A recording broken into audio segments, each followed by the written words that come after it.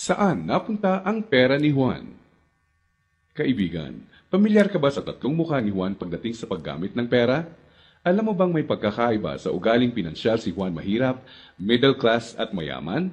Sobrang simple lang ng mga pagkakaibang ito. Magtataka ka kung hindi lahat ng tao pamilyar dito. Mga simpleng diskarteng dahilan kung bakit ang mahirap lalong humihirap, ang middle class stressed out at walang oras, at ang mayaman lalong yumayaman. Kung matagal mo lang tanong ang mga ito, mag-e-enjoy ka sa mga facts na hinanda ko para sa iyo. Sabay nating hihipa ng mga kumakalat na outdated na information tungkol sa pag-manage ng pera ngayon. At as a bonus, titignan din natin kung may pag-asa pa ba sa panahon ngayon ang simpleng Juan na umasenso at yumaman. Halika't isa-isa natin silang tignan. Magsimula tayo sa regular na araw ni Juan Mahirap. Gigising siya sa umaga at magmamadaling pumasok sa trabaho, kung swerteng may trabaho nga siya. Madalas, contractual. Minimum wage. Minsan, less than minimum pa. Masipag at matyaga naman siya. Pagtitiisa ng traffic at ang sumpong ng boss na masungit. At pagkatapos magbanat ng buto buong araw, uuwi ng pagod. Magpapahinga para ulitin lahat ito kinabukasan. Gagawin niya ito ng araw-araw para sa kapos-saktong sweldo. Tama ka, di na ito bagong istorya. Ano nga ba ang diskarte ni Juan Mahirap pagdating sa pera? Bago ang pag-iipon para sa pangkabuhayan, madalas nauuna ang Jollibee dito, sini doon, at ang silent killer ng bulsa. Bili ng kung ano-ano, kung saan-saan, kahit di kailangan. Mga abubot. Bakit? Kasi may sale, surplus, ukay-ukay, at tiyanggihan.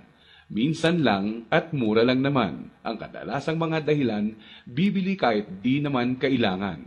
Ang resulta, wala pang 15 o 30, ubos na ang pera. Kaya uutang na lang. Gusto naman magbago ng buhay ng mahirap na Juan, pero magpapaulit-ulit ang kalagayan niya hanggat di niya nakikitang patong-patong na gastos ang bigay ng abubot niya, na pag naipon, pwede nang puhunan sa negosyo. Pero hindi masamang tao ang mahirap na Juan. Gaya ng sinabi ko, mukha lang ng diskarte sa pera to. Marami sa atin ang dumaan din sa mentality ng mahirap na Juan, di niya ito kasalanan. Maaaring misinformed lang. Paano nga naman bukod sa di lahat nakapagtatapos ng pag-aaral, di naman tinuturo ang pinansyal na kaalaman sa eskwelahan. Madalas, ang ugali sa paghawak ng pera ay ang ugaling namamana lang. So, saan napunta ang pera ni Juan Mahirap? Dito na papasok ang tinatawag nating 1. Income at expense, at 2. Assets at liabilities. Huwag kang mag-alala, hindi economics class ng pinasok mo. Simple lang to. So ano nga ba ang praktikal na kahulugan ng income at expense at assets at liabilities? Unahin natin ang income. Ito ang perang pumapasok sa iyo. In short, income equals kita. Kapag lumabas naman ang pera, tinatawag natin tong expense. Sa madaling salita, expense equals gastos. Ngayon, ano naman ang assets at liabilities? Asset ang isang bagay kung binibigyan ka nito ng income o kita. At liability naman kung expense o gastos ang binibigay nito. Balik sa tanong, saan napunta ang pera ni Juan Mahirap? Ang maikling sagot, madalas mas maraming expense o gastos kesa income o kita ang mahirap na Juan. Maaring sa sahod o maliit na extra lang siya umaasa para sa income, samantalang kaliwat kanan naman ang pinanggagalingan ng expense. Naloko na. May pag-asa pa ba ang mahirap na Juan? Malalaman natin yan mamaya. Ngayon, tignan muna natin ang behind-the-scenes kwento ni Juan Middle Class. Sa unang tingin, okay na okay ang lagay ng middle class na Juan. Ang totoo niyan, malaki ang tsansang mapagkamalan mo siyang mayaman. May bahay, may kotse, at nakikita mo silang nagbabakasyon minsan. At kung may bagong labas na gadget, mag-a-upgrade ang middle class na Juan. Pero ang di alam ng karamihan, marami dito ay promo, hulugan, o utang sa credit card na buwan-buwan sa sweldo nakakaltas. So, saan napupunta ang pera ni Juan Middle Class? Ang maikling sagot, mas madaming liabilities, nagbibigay gastos kesa sa assets, ang binibili ng middle class na Juan. Imbes na investments na gagawa ng income, nauuna sa listahan niya ang paggagamitan ng pera, ang upgraded na lifestyle.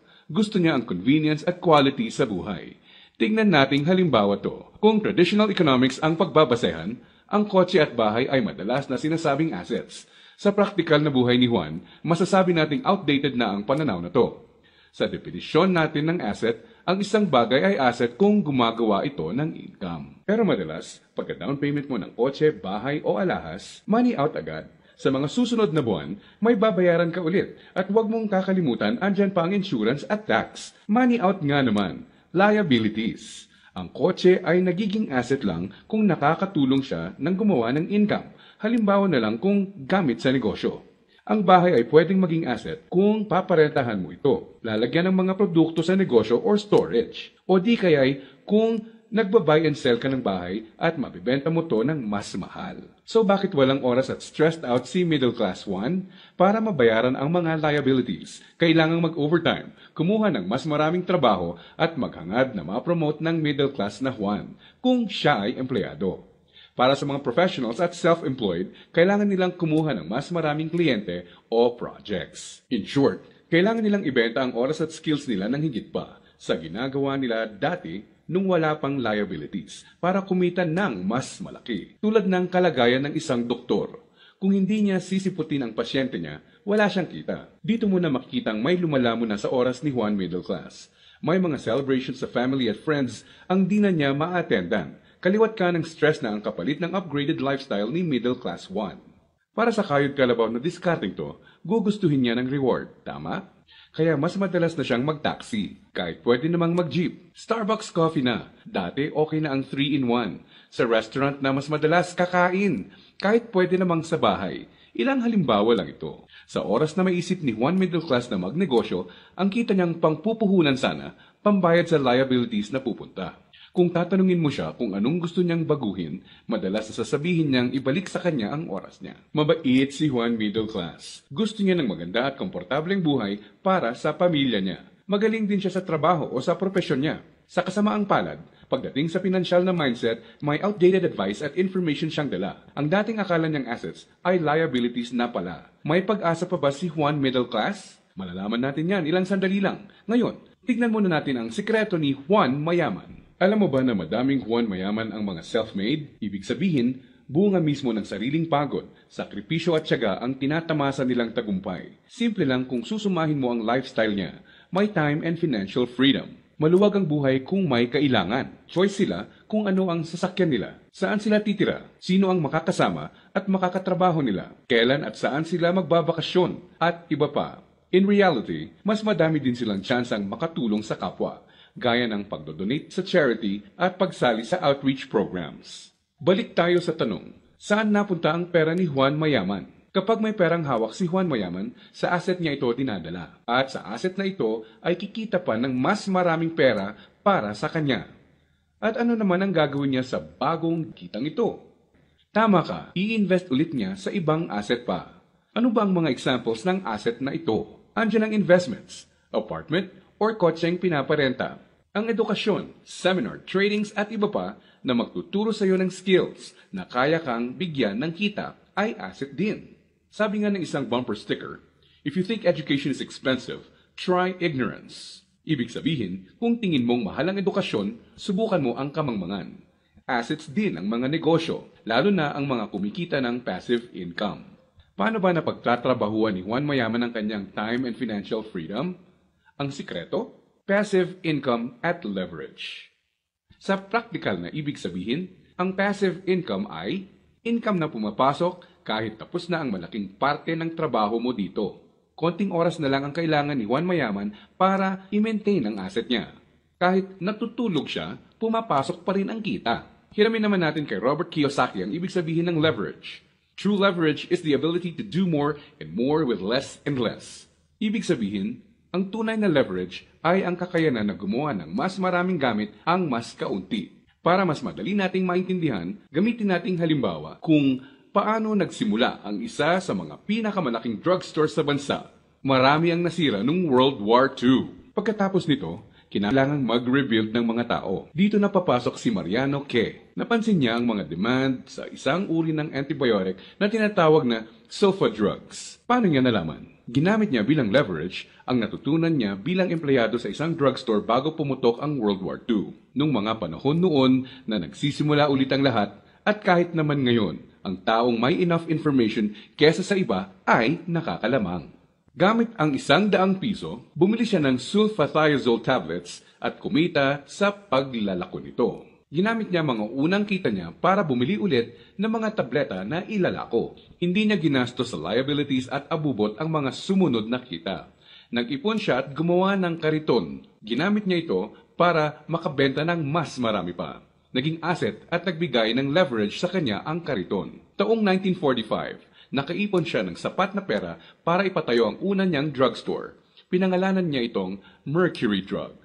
Ngayon, kahit natutulog si Mariano, may humigit kumulang 900 na branches na at 11,000 na empleyado ang mga nagtatrabaho para sa kanya. Leverage.